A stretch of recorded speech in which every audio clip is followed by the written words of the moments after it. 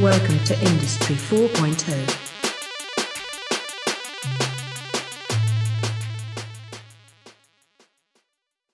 Hey everybody, Jeff Budzinski here with Ervin, Lukacs, and Kyle Fisher for episode 25 of Industry 4.0.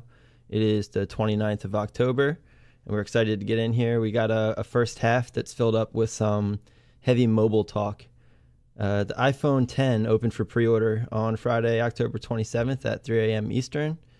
Some excitement in the news of the iPhone this past week. Guys, any thoughts?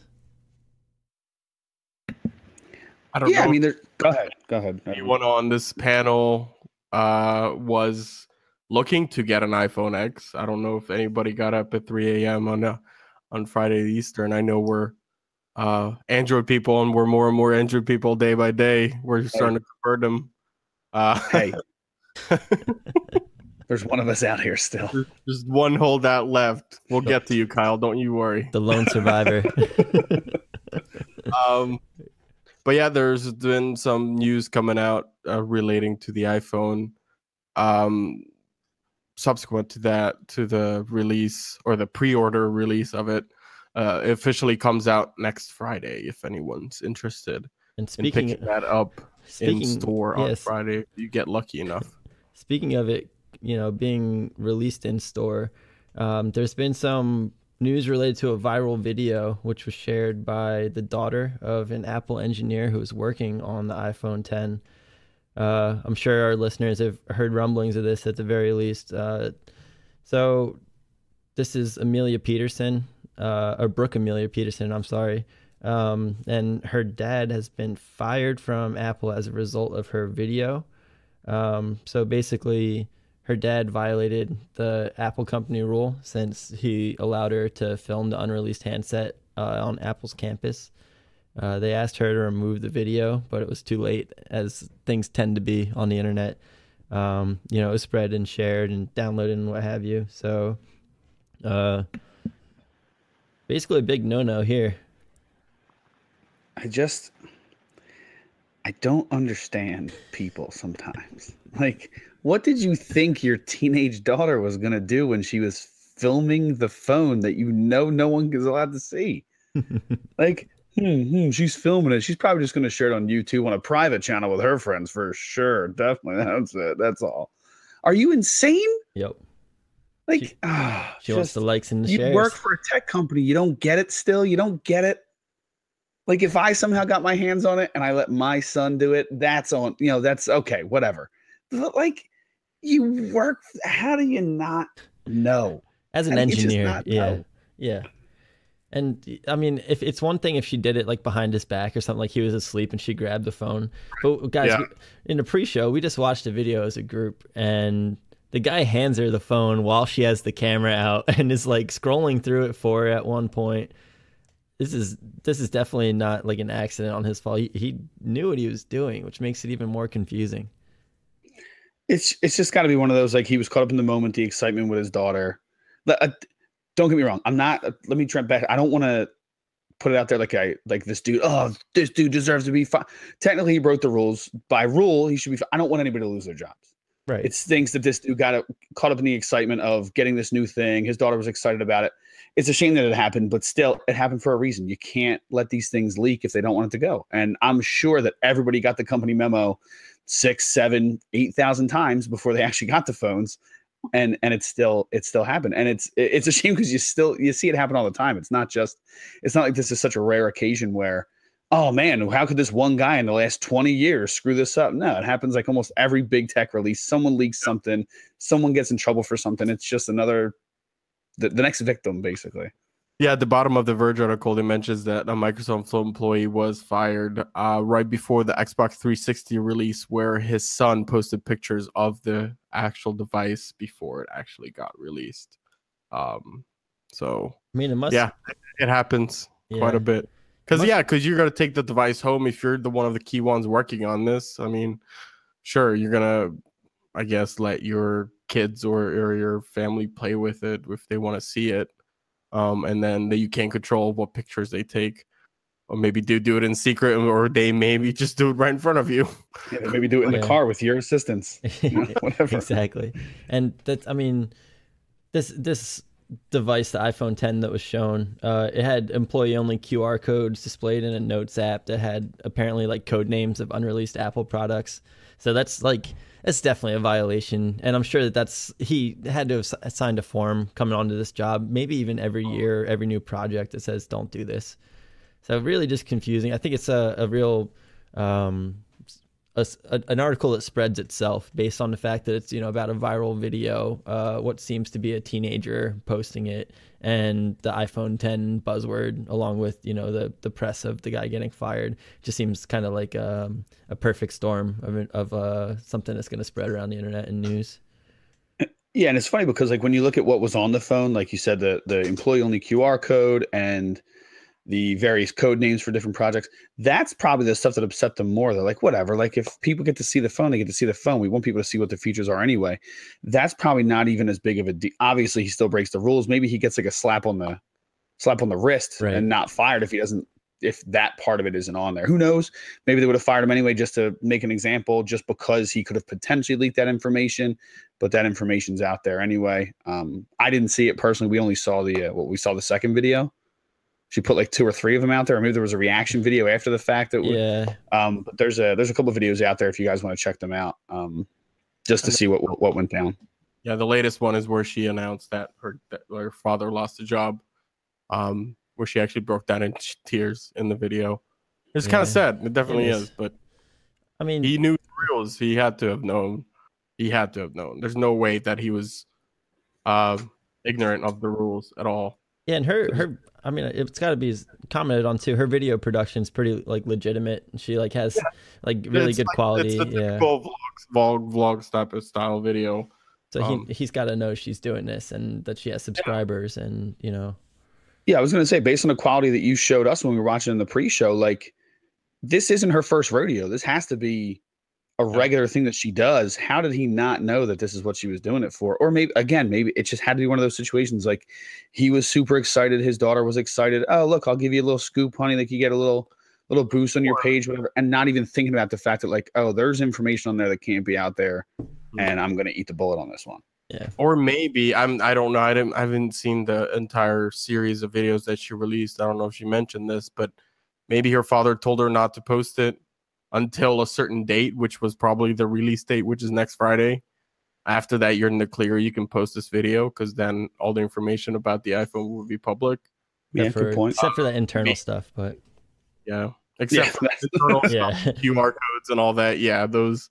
So that I can believe him not noticing, like not knowing she opened that up on the show or whatever video she was recording. So, but definitely, that's the cost of going online with a video like that, especially when you work at a tech company like that.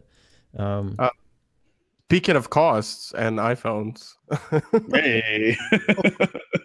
So when the iPhone X initially got announced, everybody was freaking out. It's like, oh my God, it's $1,000 phone, $1,000 phone. Who's gonna buy $1,000? Who's gonna spend $1,000 on their phone?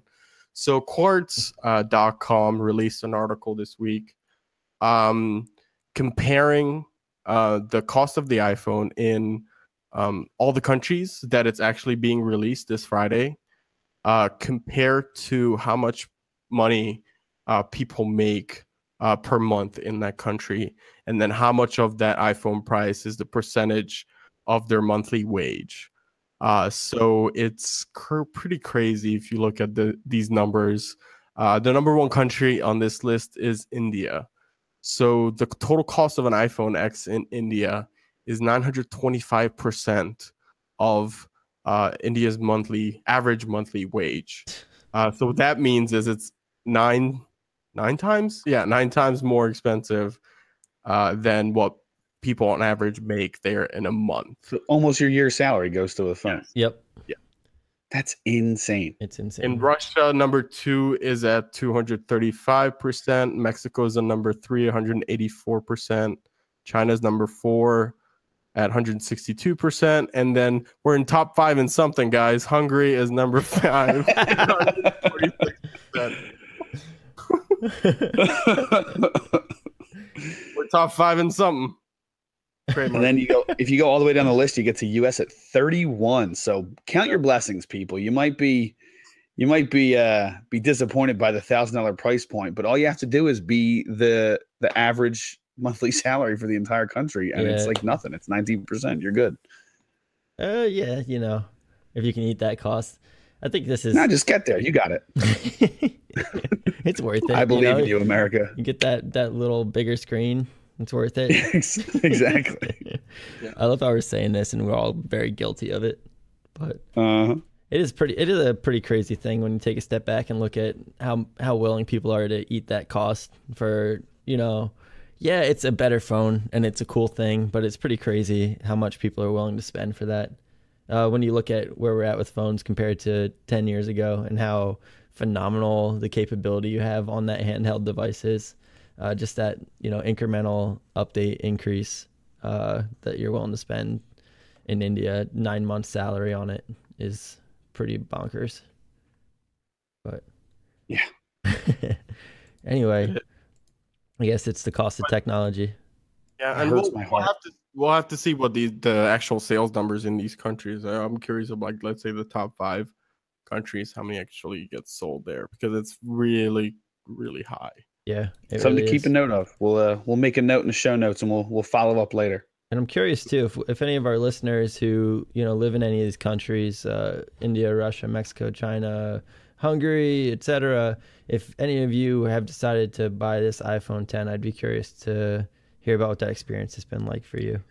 And I'm also curious as to what you do for a living and how I can do it too. Because if you can afford it at these rates, I need to get in that business. So reach out to us. Yeah, man. There's a lot of people in these countries too. You got to think about if you're averaging out the wages, if there's people making very, very, very low amounts of money, that average is obviously going to drop. So probably people who'd be interested in getting this device and it's feasible. Maybe they're making a little more than this monthly average. But if you do buy this phone, be careful not to drop or break it, because we've seen some recent postings of the screen repair cost in this iPhone 10. It's looking like it'll be $280 to replace that screen. The Verge article we're looking at is talking about comparison of price and value here, and that's more than twice of the price of an iPhone 6 screen replacement and 65% higher than a new iPhone 8. So, it sounds pretty high. All out of warranty repairs will cost $550. Yeah, that's just a bit of money there. Oh man, I'm curious how much the warranty costs. Oh, the Apple Care. Paying for the warranty? Yeah. Apple's warranty costs $199 for the iPhone X. So you're almost there anyway. Yep. $200 for the Apple Care Plus warranty. You have to spend $200 to spend $280. Yeah. If you break your phone. If you purchase that $200 warranty, it'll only cost you $29 for the screen. Right. Okay. Or $99 for a pair of anything else under the Apple Care Plus. So out of warranty, these are the prices that Jeff previously mentioned. Those are still valid. So if you're out of warranty, so it's definitely worth it to pick that $199 extended warranty. For sure, because you're gonna drop this thing. It looks slippery. Basically, it looks slippery. It does. Slippery. I guess it does. They said that it's the strongest glass. They didn't say that it's the least slippery glass. So super strong. It's just real slick. No gloves required. That's the advertisement. No. So yeah, that's, the difference between the cost of that warranty and the screen replacement itself would be $80. So that's an $80 risk basically. Like, is it really worth it to take that risk when if something else goes wrong? You could be paying upwards of, the $550. I don't know. I think I would bite the bullet on that warranty if you're already going to get the phone. But yeah, I feel like most warranties make sense in tech, especially because I feel like warranties nowadays cover more things. I remember back in the day, it would be like a warranty. It's basically just, hey, if anything that we built, inside the phone goes wrong, we'll switch it out. But anything else that happens, it's on you. With gaming devices, I was a big DS fan back in the day and Game Boy fan, and God forbid you drop one of those, like no one's replacing it. But now warranties for everything, including iPhones, like they they do cover a lot, so it might actually be worth it. Even though on the surface, $200, you're like, I don't break my stuff, but if you do, it's significantly more. So it might not be a bad idea nowadays. Depends how much you want to live on the edge. Isn't the iPhone X waterproof now too? Yeah, so I think it is. So if you don't have to worry about that much about the water damage. People drop their phones in the toilet all the time. Well, depending on how quickly you react, I guess. I haven't, but my friends have. That's a common story. One time. 67. One time. One time. I did it with a Game Boy once, and that was a sad day for me. Yeah, that sounds like a sad day. Yeah, it says that iPhone 8 and 10 are both IP67 rated, which means that they're protected from dust and are capable of withstanding water immersion between 15 centimeters and 1 meter for 30 minutes. So that's sweet. If you don't react in 30 minutes, you don't care about this phone. Let's be real. $1,000 is nothing. Yeah, just let it slide for another 29. But again, with cost in the iPhone 10, it's looking like Best Buy thinks you're willing to pay an extra $100 to get it from them. So what does that extra $100 get you, Jeff? Extra special service, your own personal Best Buy Geek Squad person. You know what you get to do, Ervin? You get to look at a nice blue Polo while you get the phone. Totally worth $100. That's what I'm talking about. You get to stand in line with a bunch of people you don't want to stand in line with. Right, exactly. It's great. They're literally charging $100 more for the same models. If you get iPhone 10 at base, it's $1,000 from Apple. You know, Best Buy's charging $1,100, $1,150 for more storage, and Best Buy's doing $1,250. So they're defending this. Let's break down the reason why, though. They did give a reason. They said that if you go through the carrier plans and you were paying month by month, like a lot of people, Verizon, AT&T now almost make you do, that's how much it would cost if you went through the month by month payment. So they're just putting that up front, basically saying, oh, well, no matter how you get it, you're paying the same amount. But you know what? The idea of having a cheaper price point for buying it up front was to reward the people who are buying it up front. Like, yeah, right. The idea is that I don't need to, I have the money now. I don't need to pay for it over time. And I wonder how many people, I'm curious to see the numbers, how many people pre-ordered through. I'm sure they sold out just because if other people didn't sell out, it was the only option. People bit the bullet. But yeah, I'm curious to see if their numbers came in much later than everyone else's, or if anything happened to their projections. And people expect, like, yeah, if you do an installment plan, yeah, sure, you're gonna charge me a little bit extra to make interest or whatever at the end. I understand that. That's the caveats of doing an installment plan. But if you are willing to pay for something up front, I want the advertised price that Apple puts out, not something extra. Because what that $100, what is that getting me? You're not letting me pay for the phone over time. So what? There's no real benefit here at all. Yeah, I really don't understand, and they're going to defend it until the death of them. But unless they decide to change their mind, and they give you something extra for the $100. I really don't see what the benefit here was, except their pockets. Which, yeah, give me a free case or something. Yeah, something. Geez. Yep. So there's some AirBuds. I don't know. I mean, the way I know it's AirPods. I know. I like calling them AirBuds. You just want the car, right? The car. The dog. The dog, yeah. I want the dog to come out and give me the phone. That's what I want. Oh, no, they give you a DVD copy of AirBuds. They give you a VHS copy. There you go, VHS. Oh, my goodness. And only the first, not the whole series, just the first one. And a limited time T-shirt. It's signed by the dog, too. It's just a paw print on it. I'd pay that money.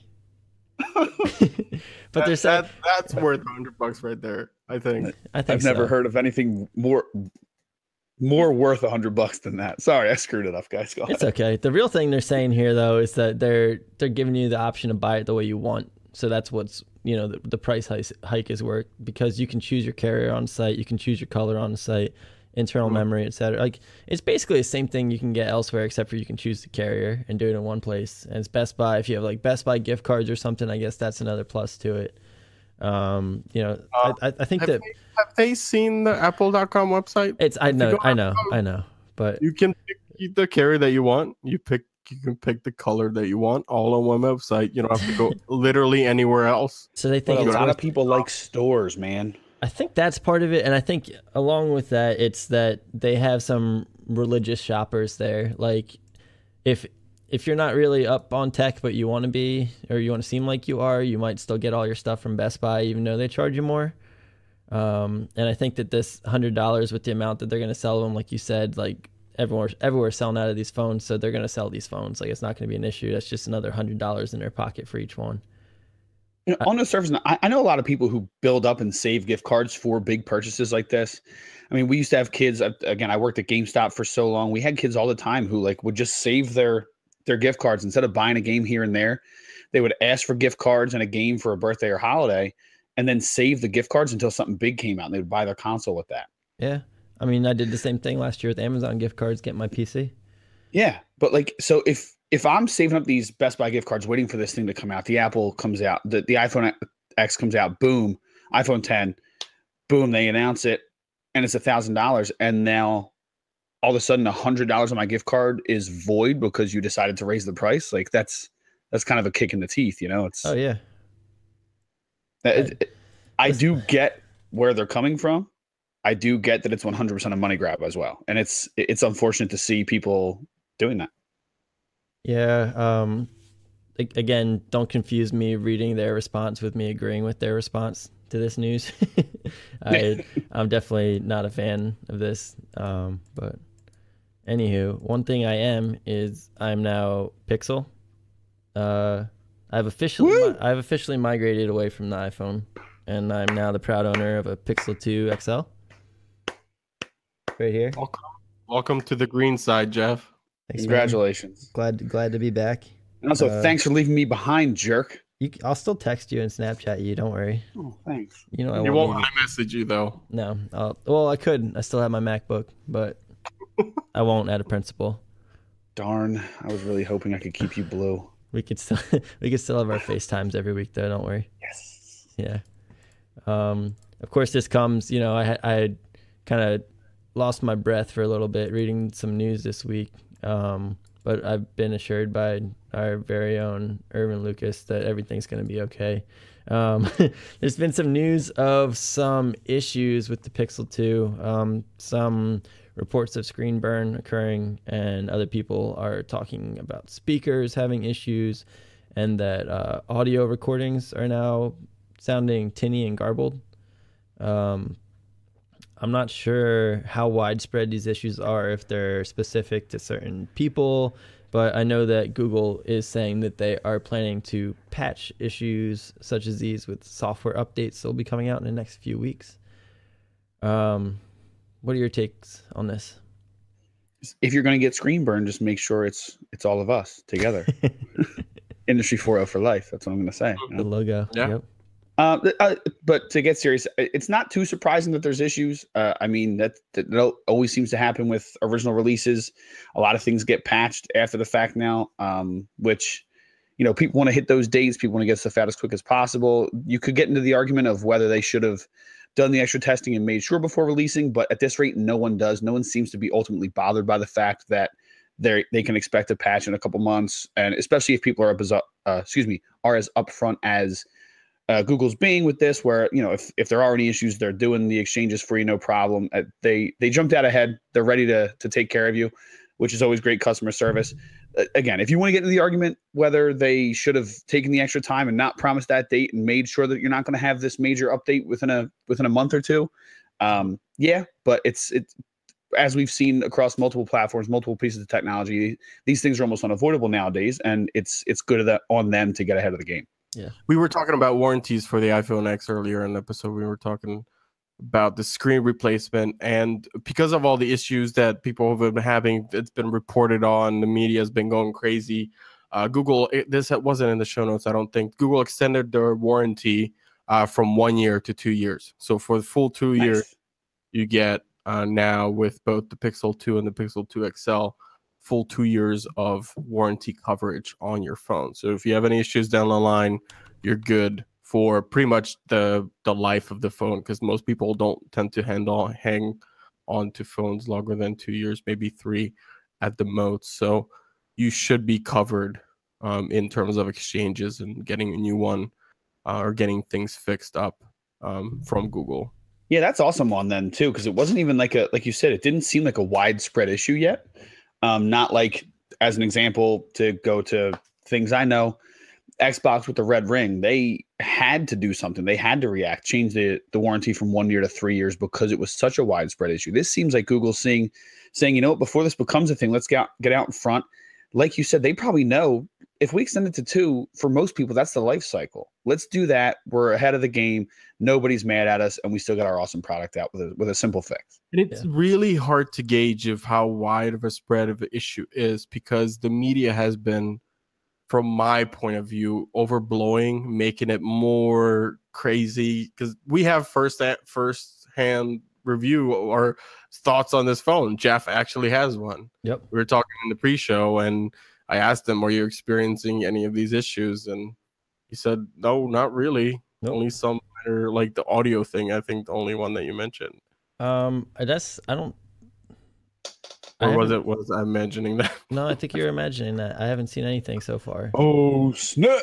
It's okay. It's okay. Live on the pod. Yeah. So I don't know, guys. I don't know what to tell you. I'm not disappointed in the least bit, and everything went great. It's transitioning. All sample size. It's only Jeff saying that, right? But it's not, doesn't seem like it's that wide of a spread issue, and people have been nitpicking these phones to getting down to looking at the screen at a microscopic level and seeing, oh, is this a pixel perfect screen? No, it's not. And I mean, 99% of people aren't gonna go ahead and do that. Do color collaboration. Wow, I'm proud of you for that one. They don't want a color calibrated phone screen. Like, they're not doing photo editing for a publication on their phone, are they? Like, I don't know why people are freaking that out. This might go on in a rant, also. I'll stop. No, that's exactly how I feel about it. Yeah. Preach, brother, preach. But I don't know why the media is going so hard on just the phone being, oh, it's not the best screen. Yeah, it's not the best screen, because you know why? Who makes the best screen? Samsung. And they don't sell their best screens to third parties. They keep it to themselves, and the second best now goes to Apple for the iPhone X. They're not... Samsung makes the best OLED screens on the market. That's a known fact. So they're going to keep them for their flagship models like the S8, like the Note 8. So the Pixel 2 is just not going to get these good screens. Good. I mean, they're still great. I know Jeff said that, hey, everything on this phone, the screen looks great from your experience, but yep, most people, it's fine. So just chill. And fine is even like an understatement. It's an amazing screen. It's just not what you hoped it would be, or you wanted a reason to nitpick. Like, in my mind, like, there's no way that it's a bad screen or an average screen. It's probably, without having seen it, an amazing screen. It's better than the phone you had before, but because of whatever, maybe you're a reviewer or a blogger or whatever, like, you had to find something. Maybe that's it. I don't know. I'm guessing that's a lot of the reasons why this news has become widespread. Like you said, a lot of the news sources that you look at are running wild with this. Maybe the right reviewer got it. Maybe the right YouTuber had an issue. And now because he reported it as an issue, every other person is saying, oh, well, look, this is an issue now. Oh, this is an issue. It could be 2% of people. That's not a huge widespread thing. Yep. But because the right people have seen it or heard of it, now it becomes this big deal. Yep, exactly. And like, again, it's the way it goes in tech. So, oh yeah, we'll see what's to come of this. But for now, it's been noted. It's been replied to, and we'll see what the tape tells, see what happens. So a little more on Google and Apple here before the end of the first half. And this is more of a theory article than anything else. but basically, Google's doing some reports on its earnings and its expenses. It's looking like it's got a forecast of some serious increases in expenses that's leaving analysts kind of confused. And basically, there's these expenses that Google has to pay different entities that it works with, like the computer or PC makers, phone manufacturers, websites, promotions, etc. And it's called the TAC, TAC. It's been climbing. And basically people are coming up with these hypotheses of what this could be in relation to. And it's been explained apparently that this is due to changes in partner agreements by Ruth Perret, who is Google's finance chief. There were no additional details provided about who these partners are or what changes in the agreements have been made. But basically the theory is that this is money going to Apple. And again, the theory is that this is because Google is the default search engine on iPhone Safari web browser. So basically, I don't know if you guys want to get into this, but they're talking about whether this is good or bad idea, whether it's good on Google for getting this additional traffic, since Apple's obviously a very popular company and iPhone and Safari are very popular, and whether or not this is a threat to Google's business. I think way back, it was at least 10 episodes ago, we talked about Safari switching back from Bing to, I mean, not Safari, Siri switching back from Bing back to Google for their search. This might have something to do with that, some kind of deal in the back round to Google played, offered some more money to Apple to say, hey, can you switch Siri back to Google, please? We'll give you lots of money. So it was previously reported that Google has paid Apple $1 billion in 2014 as part of the deal to get Google as the default search engine on all iPhone or iOS devices.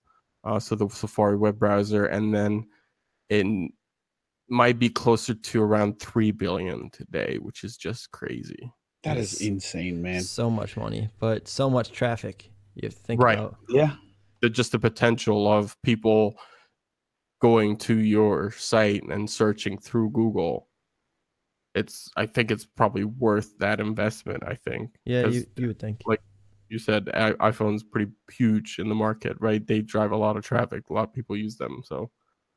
Well, and information is power. Google gets so much information through what anybody and everybody looks up online.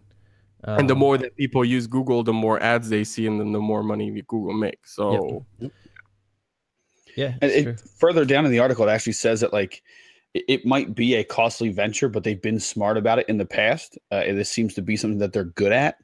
They know the cost risk analysis of everything. Well, I mean, most companies do, but apparently they had a similar deal on the table with Firefox, and Yahoo opened up their wallets to steal that deal from Google in 2014, and Google just let it happen. They're like, you know what? Hey, we don't want to match that. That's going to be too much for us. Not worth it because of who you are, because of who Firefox is.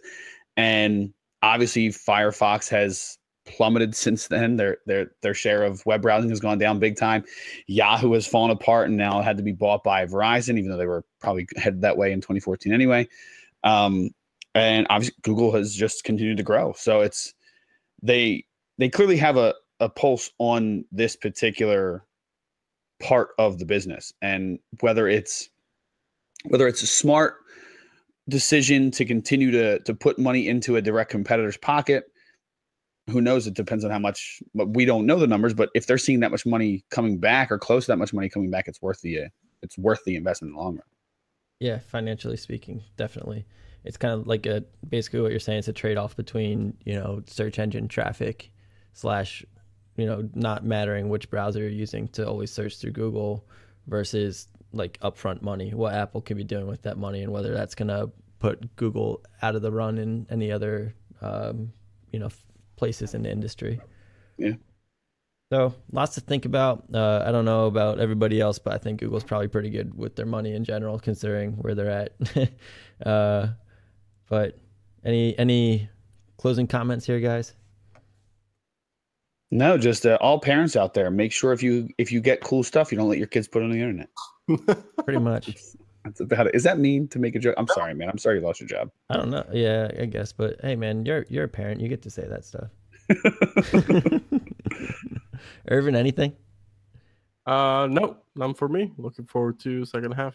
As am I. Well, to all our listeners and viewers, thank you very much for joining us for the first half of episode 25 of Industry 4.0. We hope you enjoyed our coverage of all the news in the mobile realm this past week, and we will catch you in the second half. Thanks for joining.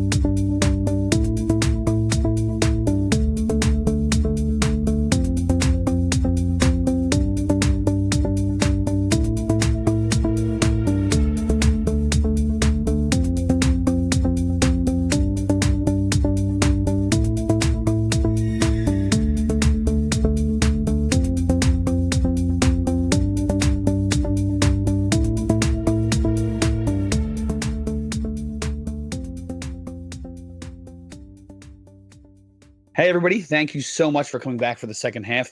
Joined by Jeff and Ervin, I'm Kyle. We're still all here with you for the second half, episode 25. If you're catching this live, thanks for watching the Twitch stream. We appreciate it. For those of us not watching live, hopefully you're watching on YouTube or catching us in podcast form. We'll give the plugs at the end, but let's get right into it, guys. Second half here.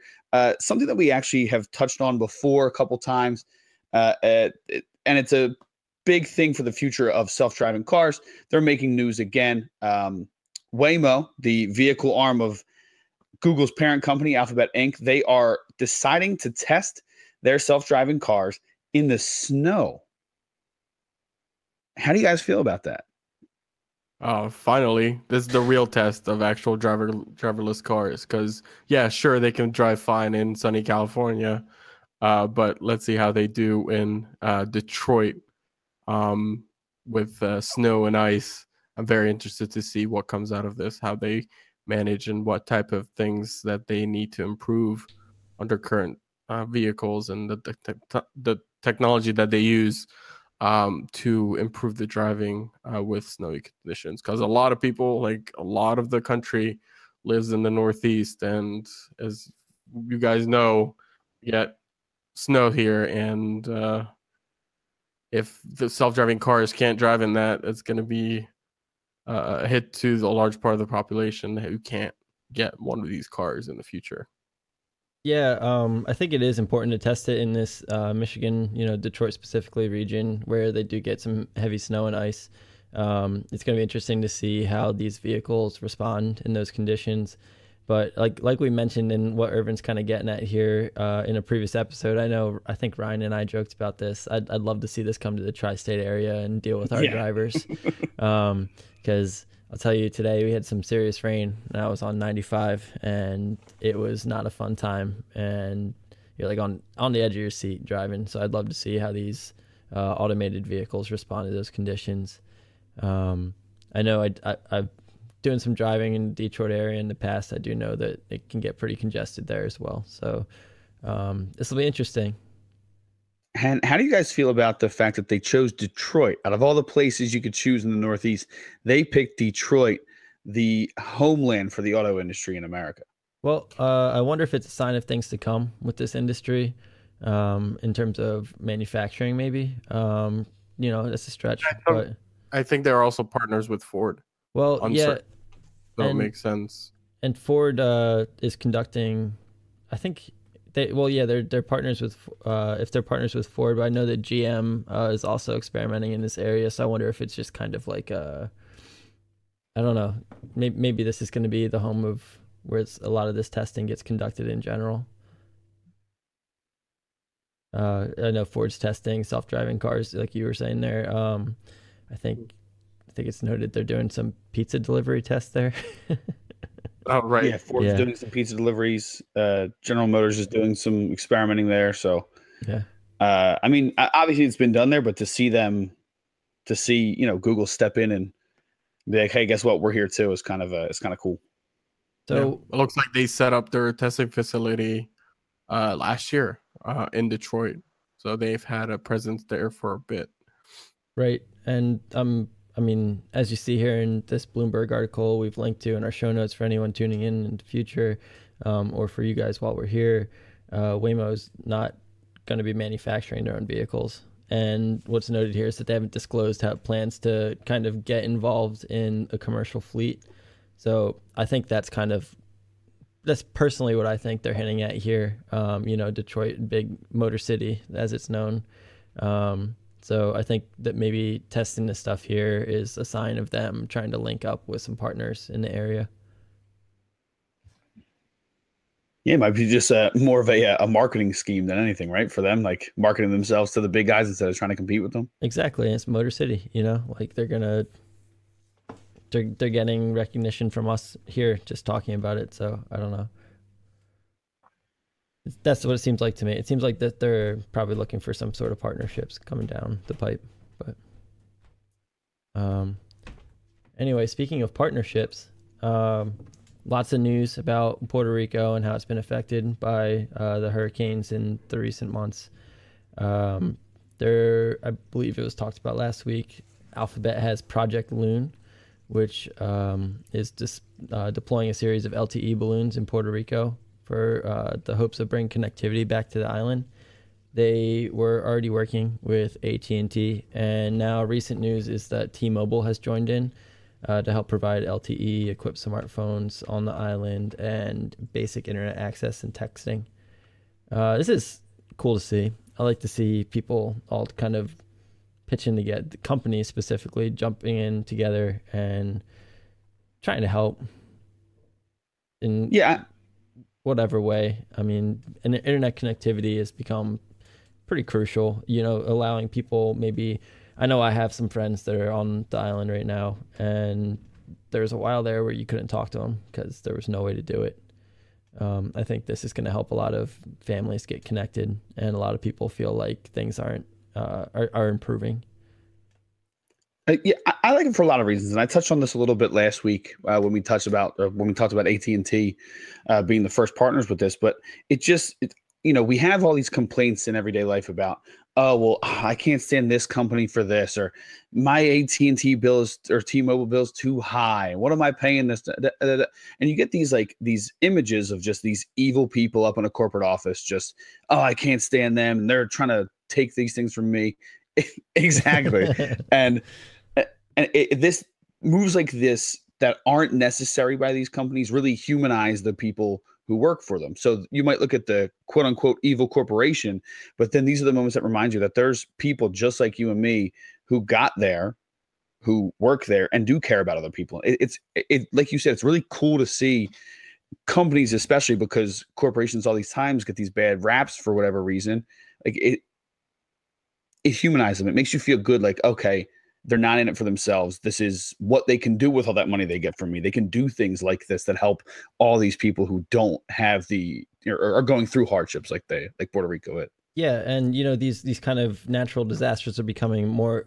I don't know if they're becoming more and more common. It seems like they are. It seems like there's a lot more hurricanes than we've seen in the past 20 years or so, happening more and more every year, at least from my perception, that are really devastating communities. And it makes me wonder if there's going to be kind of preparation of fleets for these kind of situations where, I mean, I don't know what example to use, but say another territory or what have you undergoes a crisis such as this, if they'd have a fleet of balloons ready to go out and provide this kind of connectivity very shortly after, the tragedy strikes.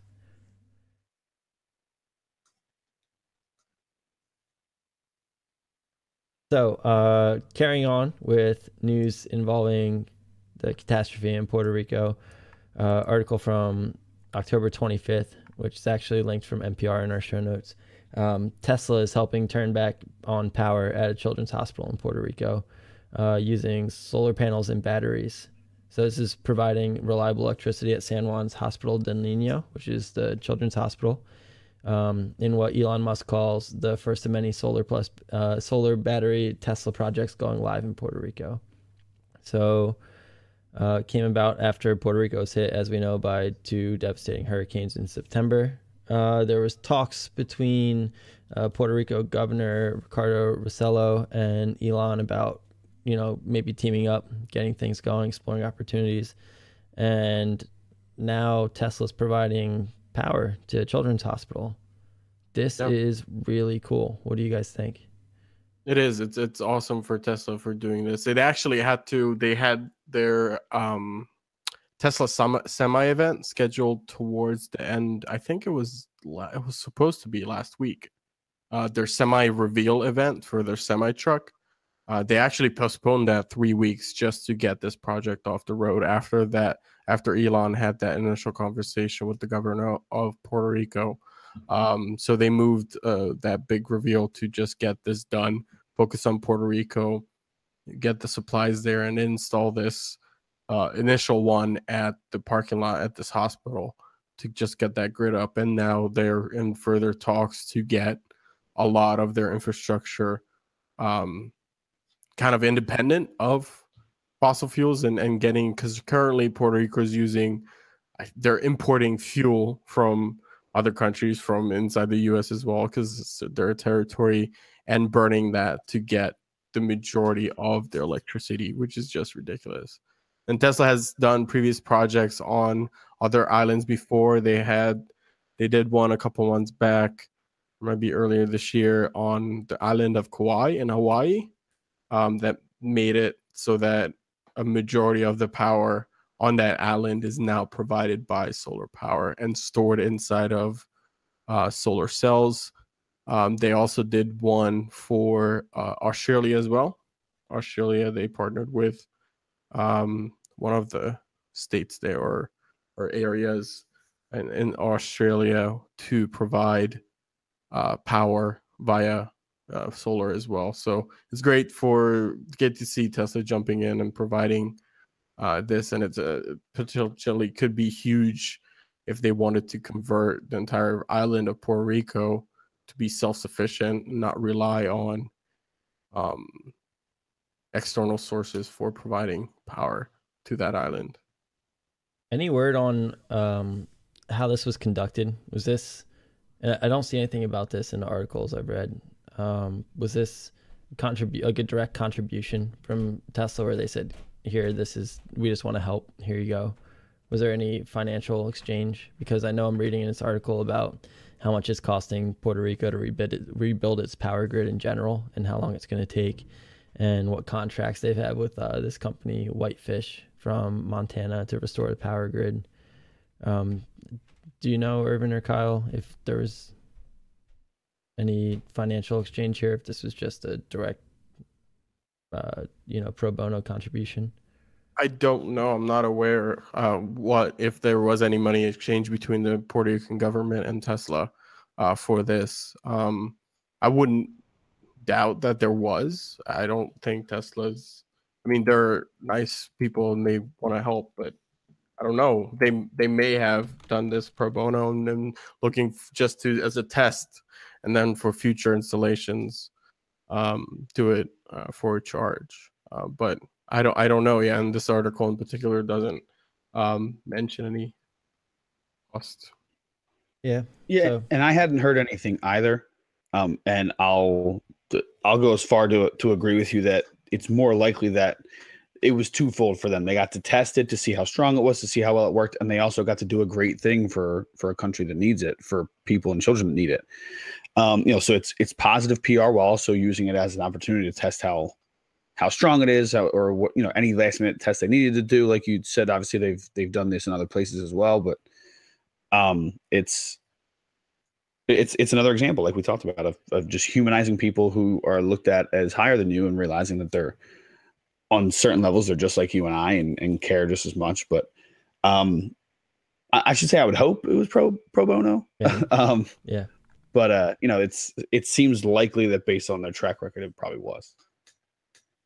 Yeah, so maybe a sign of things to come for Puerto Rico. Who knows? I mean, I know they just signed a contract that seems like it's not, but it's nice to see this kind of capability demonstrated. The speed with which they responded to this and got this hospital back online is nice. It would be cool to see this on a really large scale and a really solid agreement where it's, hey, we're going to do an overhaul and this is going to be the new system. Let's take it and run. So we'll see what comes in the future from Tesla and other solar providers. Definitely a good story, positive story. It's nice to see Puerto Rico getting some help here. I guess a little bit different stroke for the news with Tesla. There's a report of Tesla firing hundreds of workers in its Solar City unit after its acquisition. This is reportedly based on performance reviews. So, this news is just coming after weeks after that Tesla announced that they were doing the same type of fires after their annual review process in the factory, as well. It's not just the factory, as well as engineers within the Tesla company as well. So it just seems like that it just comes with the annual review process. They're cutting the employees who might have weren't performing up to par. You might have had several warnings in previous reviews where they could, given the opportunity to improve, and they might not have done so. A lot of people are speculating that some of these people were part of a group, mainly for the Tesla firings, for the factory and the engineering department. Some people are speculating that some of these people were part of a group that was trying to get a union inside of the factory. So there's been talks here and there. So that to say that some of these layoffs were those people to get them out of the factory so that they don't try to bring in a union inside of for the factory workers, which is interesting, but I don't know how true that is. I don't know either. It is, documented that Solar City said in May that it was going to be ending its door-to-door sales, and I'm sure there's quite a large amount of employees engaging in that, career path. And this was, like I said, announced in May. This is an old story. May 1st, I have an article up. And Tesla is upfront about that, saying, they're actually pushing that as a strategy for its investors that, hey, we're going to save a lot of money on advertising spending and we're going to sell more solar products because we're going to sell them in Tesla stores. So not a huge surprise. I mean, Ervin and I, we talked about this, a little misleading headline with the way it's reported seems a little bit, I guess the headline's not bad, but it gives bad press to Tesla. Yeah, Ars Technica is pretty good about their headlines, but in certain publications, I've seen headlines where it states that Tesla and Solar City are doing mass firings in both the companies, and the companies going under. And when you look at the actual numbers and the amount of people getting laid off, it's in the single-digit percentage, the 1% to 2%, maybe up to as much as 3%, but that's fairly standard for I think looks like Solar City has 33,000 employees, and firing just 1% of 1 or 2% of that is not very uncommon in the workforce, right? To see over there doing performance reviews and seeing who's performing on par, and then letting those people who aren't go. Right. I do a couple things to note that in the article is like you said, it's 1% to 2% of people being let go. It doesn't sound like a lot. They did it based on these performance reviews, and then they also said on the flip side that people who scored well in these reviews saw compensation and bonuses and things of that nature. The one thing that sticks out is that some of these employees that were let go in an interview with CNBC said that they were very surprised to be told they were fired for performance reasons, claiming that Tesla had not conducted performance reviews since acquiring the solar energy business. So that seems a little odd, but maybe they just kind of did self-evaluations without formally writing it up. I don't know, because obviously they're doing it for their own employees for a long time. I don't think they would have said it if they weren't doing them at some point. So I don't know how you guys feel about that part of it, but overall, I don't think it's a huge, like you said, a lot of the places that are reporting these mass firings aren't it's a little misleading. It's a little deeper than it appears on the surface. Yeah, and not jabbing at Ars Technica, like Ervin said, they had a pretty neutral title here, but that's what stuck out to me, Kyle, is in the articles I was reading previously. Mixing in with those kind of mass firing headlines and this lack of getting response on what exactly was said in performance reviews. Can I get a copy of that review and see what was said about me? It's a gray area. It's a little weird. I guess there's nothing you can really tell reading an article. It tells you that they haven't received the copies. I guess they haven't, but I would hope that they do receive copies, because that seems only fair to hear why you're getting laid off. Yeah, I completely agree. It's I would like for that to happen as part of this process for sure. Whether it's deserved is another question. It seems like it probably was, but yeah, I think those people deserve to know why formally. Yep, 100% agree. Could just be a matter of time, processing paperwork and what have you. Yeah. So kind of shifting streams again here. In recent news, we have the Reaper botnet infection spreading. It's on over 1 million devices already, and right around Halloween, so very spooky. So this could have some massive implications on the Internet of Things, primarily routers and webcams. This apparently makes previous distributions, like a botnet of hack cameras, Mirai, I believe it's pronounced, which launched a DDoS attack, distributed denial of service attack. Apparently this could make that look minuscule in comparison. A lot of fear and speculation spreading about this.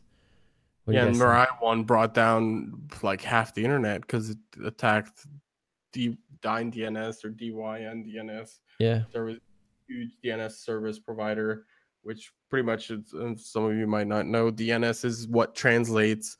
And when you type in google.com, there's an actual, each of these sites run on servers and they're behind an IP address. And these DNS servers translate google.com into an actual number, an IP address that your browser knows to go to get the latest information from. So if that translator goes down, then the browsers don't know where to point google.com to. So that's why when the Mirai botnet attacked that DNS provider, it took down half the internet, which was pretty crazy. And that, like Jeff mentioned, the size of that Mirai botnet was puny compared to what is potentially could be part of this Reaper botnet. Right. And DNS is domain name service. So just for listeners out there who aren't aware, like google.com is a domain. So things that are subsequent, in the hierarchy and tree of the sites provided by Google, google.com is the domain which hosts those sites. So yeah, this is pretty freaky, especially knowing it's just kind of lurking out there, sitting, waiting. You don't know what's going to happen with it.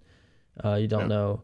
I mean, you can only assume that it's spread so far, especially with things like webcams and routers, where I know some service providers with routers have gotten better with, changing some passwords and things like that. But your admin password combinations that are defaults that don't get changed by your standard average Joe user, there's a lot of potential for this to have spread very far already. Yeah, and it's interesting to see that a lot of these devices that are getting hacked are IoT devices, and more and more people getting these devices into their home. So, and it looks like a lot of those manufacturers who are selling these devices aren't keeping them protected with the latest firmware to protect these people from whatever exploit that this botnet is using to gain access to these devices. It does look like a fix would be a firmware upgrade. Yeah. Theoretically, I know earlier in the episode, I think Kyle, you mentioned Evil Corp. This reminds me of a popular show out right now, Mr. Robot. There's a character with the smart home, which is, as you're aware, if you know, IoT is all about smart home, smart devices, Internet of Things. They had a compromised system, I believe, at one point. And it's just, if you apply that to real life, maybe not the same situation, but lots of people out there are integrating their homes. They're getting smart bulbs, they're getting smart TVs, smart locks. You know, how smart are these things? How secure are these things? And I guess we're going to see how vulnerable they are to attacks like this. This is the future of exploits. And it's kind of terrifying when you think about it. Yeah, I mean, there's not much more than I can add that you guys haven't hit already. It's just scary. It's just like, you know, to know that our lives are so vulnerable at any point, especially with this, just, we don't know when it's coming. Apparently right now they're just trying to build up the army of zombie devices, the article says. Basically the devices that'll do all the dirty work for them. And it's like, just, if we already have an understanding of how bad this can be, and if they really do get some huge mass of devices, you know, it's just how quickly can you shut them down? How preventive can you be? You know, it's tough. And how scary. What do you do if you don't know too? You don't realize, like, if this is you don't one of these, you don't know, you don't listen to this podcast. I mean, you don't keep. How would you know? Listen, everybody, we've been telling you to tell your friends about us. How many times can we tell you? But I don't know anything else you should be doing right now except telling everyone you know. Listen to this podcast. Get on here. There's some stuff going down, and you want to know about it. And we have been a little bit ahead of the game sometimes, so I recommend checking us out still. Yeah, you know, it's good for you. You know what else is good for you? Pharmacy. Yeah, it is. Look at that. How you like that? So, some other news. Different again. We're just jumping from rung to rung here in the second half. Some stories that may not be so continuous. But Amazon is looking like it's gaining some wholesale pharmacy licenses in multiple states. Looks like it's about 12 of them. This includes Nevada, Arizona, North Dakota, Louisiana, Alabama, New Jersey, Michigan, Connecticut, Idaho, New Hampshire, Oregon, and Tennessee. It looks like there's a pending application in Maine. These licenses have a variety of descriptions depending on what state they are in, but it does appear that Amazon is looking to get into the pharma game, specifically with providing some wholesale devices, perhaps drugs, things of that nature. Again, welcome to the future, everybody. Now Amazon is your pharmacist. Guys, thoughts? Yeah, I mean, why not, right? I guess. They already have everything else. Like, why? It wouldn't, people who already do, like my dad does online ordering for all his medicines. Like, that's just what the way people are already comfortable doing it. Why not do it with the company you're most comfortable with doing things online for? Yeah. And this is, I mean, to be clear, this is prescription drug delivery business is where it looks like they're headed. Just in case anyone's unaware, it's not looking like they're going to open up your Amazon pharmacy on every corner. It's going to be a delivery service you're used to with Amazon. Yeah, perhaps like you mentioned earlier, they have certain ones for medical devices. Are there any medical devices that need a prescription from your doctor before you could buy them? Like you can't just go in a CVS and pick one up and just walk out the door. I mean, pay for it and then walk out the door. But yeah, key part is pay for it. No, yeah, just take it and leave. Yeah, But I'm not aware of any. I don't know if you guys are any medical devices. Off the top of my head, I'm not. I'm sure there are, but nothing that isn't a actual drug that they might be selling. I don't know. I'm not really sure, man. Buy like glucometers and stuff off the shelf. You don't need anything special for that. Maybe like hypodermic devices. I think that's mentioned in this article, like needles and things like that. You might have to prove that you have a reason to get that. Like, hey, I have diabetes. I'm not going to do anything stupid with this. That could be one, yeah. I would think so. I don't know about things like, I don't know, like canisters for air or something like that. I don't know if you can even get them from a pharmacy, but there are pretty strict laws about needles and giving them to people. So that's probably a good bet right there. That's probably one of the things I would think of. Yeah, actually, you know, looking into the details here, we talked about these a little previously, but they specify, like I was saying, from state to state, what the license suggests that Amazon is looking to do in those states. North Dakota, it looks like medical devices or medical gas is the description. Durable medical equipment distributor, medical gas distributor, or both is what the license type is listed as. And in Nevada, it's looking like it's listed as Legend Pharmaceutical Supplies or Devices and Hypodermic Devices. So there you go. Medical gas, hypodermic devices, Legend Pharmaceutical Supplies, and just general medical equipment. I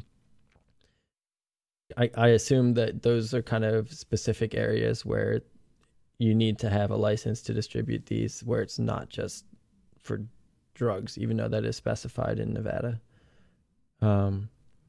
So, I mean, it could be interesting. I feel like that could be a huge thing for people who, you know, routinely use these devices or, you know, auxiliary contraptions, I guess is a word I would use to administer whatever they're been prescribed, or if there's something that they're using for their treatment.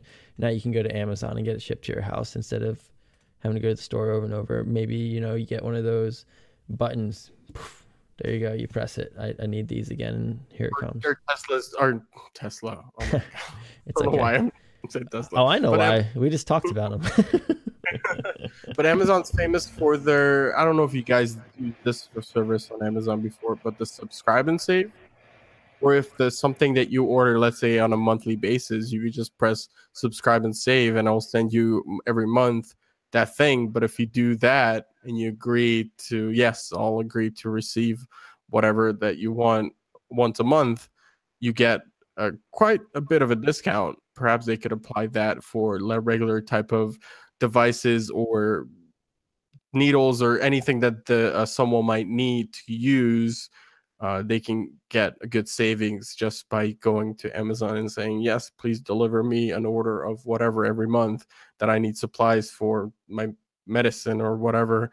That could be huge as well. Yeah, for sure. And we all know medicine in general, the medical field in general, it's expensive to stay healthy and to deal with illnesses and what have you.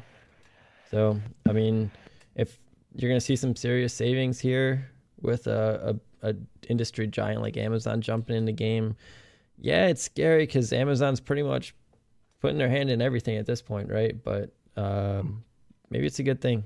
I don't know. I don't know the likelihood of something like this, but do you think Amazon, being how available they are and how, you know, how, I mean, everyone knows who Amazon is, like, do you think they could affect pricing in the pharmaceutical world at all? Not drastically, but even a little bit. Because I mean, that in itself is already insane price wise. I mean, obviously it's expensive to make these things, but like it's insane how much some of these things come on the market costing. I don't know how much wiggle room there is, right? And how much margin that people are making. So let's say that CVS is already making a margin, a certain percentage margin on each thing that they sell. If Amazon can undercut them just by a percentage point or half a percentage points, that could be devastating to someone like CVS or Walgreens. I don't know. Yeah, I think it's definitely going to affect your corner pharmacy a lot. And also in terms of the pharmaceutical companies themselves, I think this is going to change like extremely largely how these medicines and products are advertised, because I mean, we all know about the commercials where the side effects are half of the commercial, you know, and that's how they advertise their product, or you hear it on the radio or something like that. If now, I don't know how it's going to work with Amazon. I don't know if you're going to go in and have to enter your prescription number from your doctor to get directed to where you need to go or how it's going to work. But maybe it's going to be a thing where you filter on the left and say, like, what are you here for? Cold and flu related, congestion, and it narrows you down to what options you have to pick from. And there's a price point comparison between the generic and the name brand. Maybe that's going to instill some competition in the industry when people can actually see what options they have instead of just going with what they hear first. I don't know. Yeah, that would definitely be nice to see also. Yeah, and maybe it doesn't necessarily have to be prescription drugs. It can be off the shelf. Because I just looked on Amazon. You can't buy Tylenol or anything like that on Amazon. Yeah. Yet.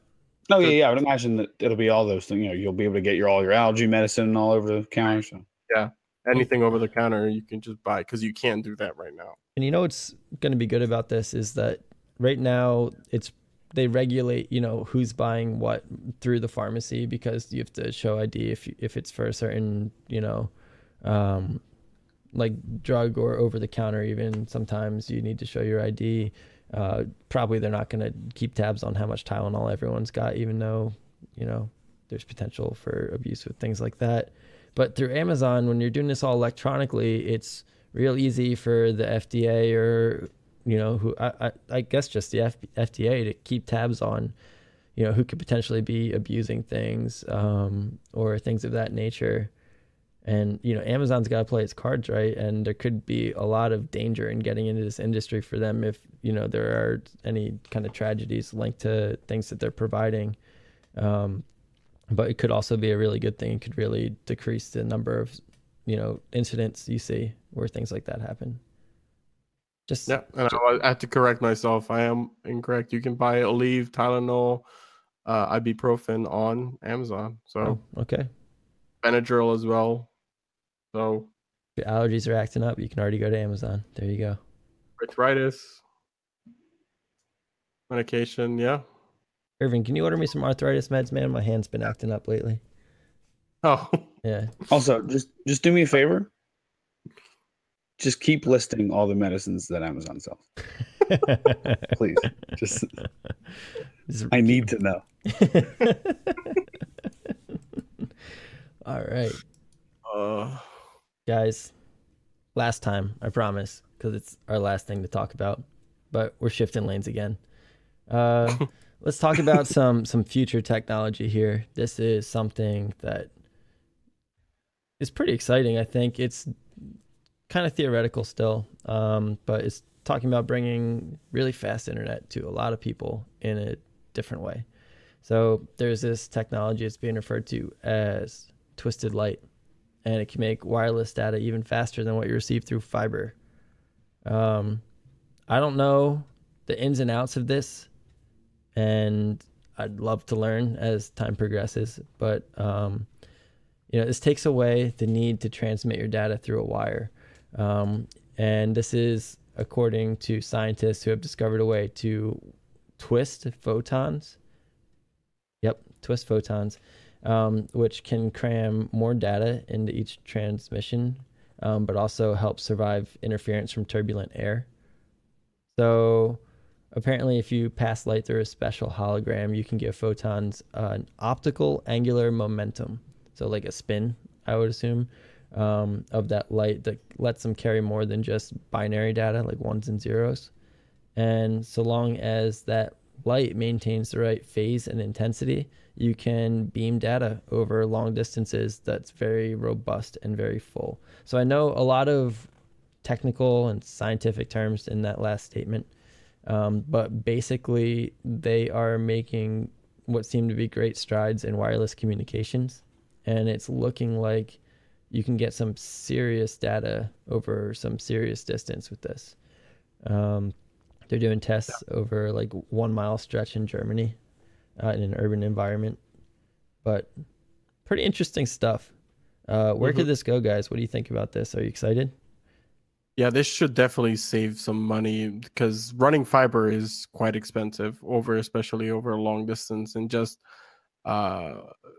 saving on that cost will, I think, greatly expand the availability of high-speed internet to more people, right? Because you don't have to run wires; you just in theory, in this one, you just put an antenna up that catches this photon that's being beamed out, and you can just connect to the internet that way.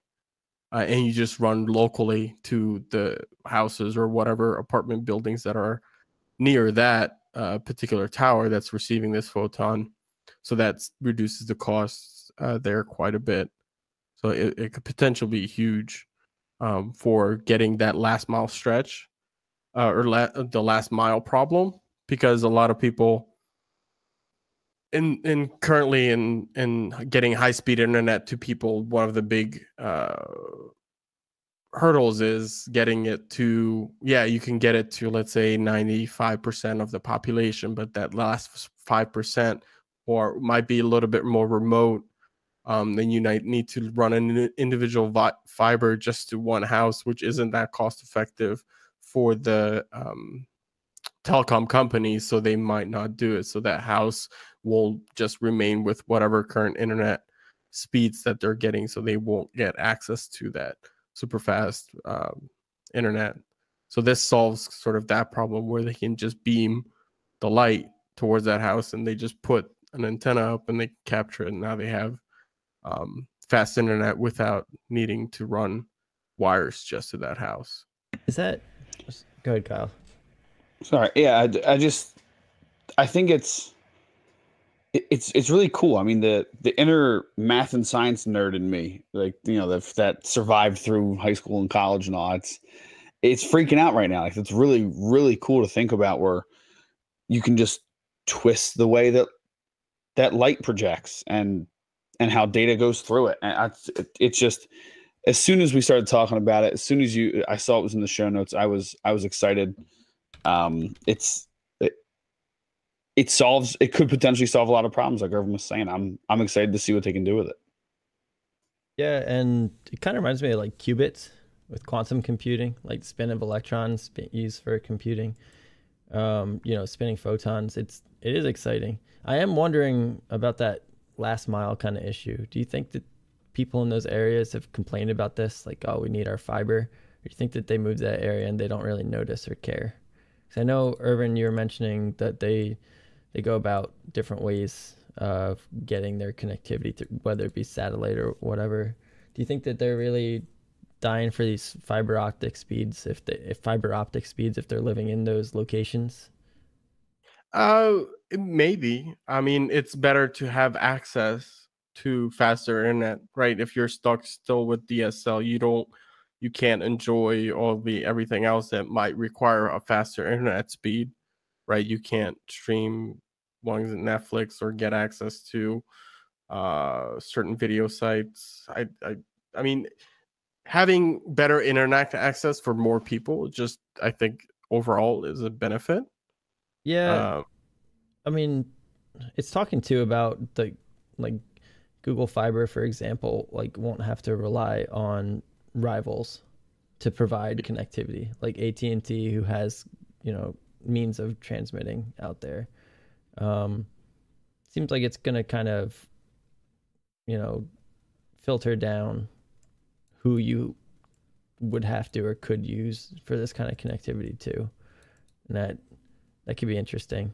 So we talked in the first half a little bit about Google paying some external partners for whatever agreements they have.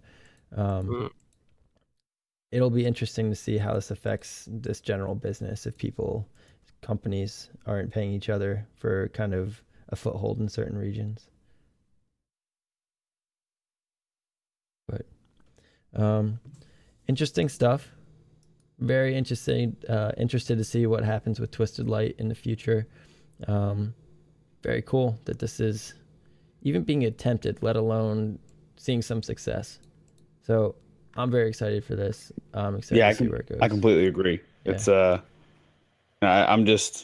I think one thing I just kind of thought of it. Sorry, I didn't chime in during that awkward pause.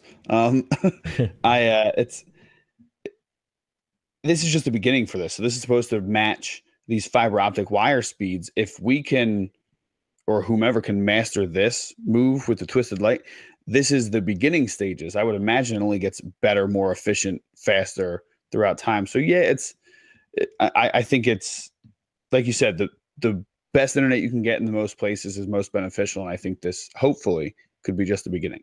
Yeah.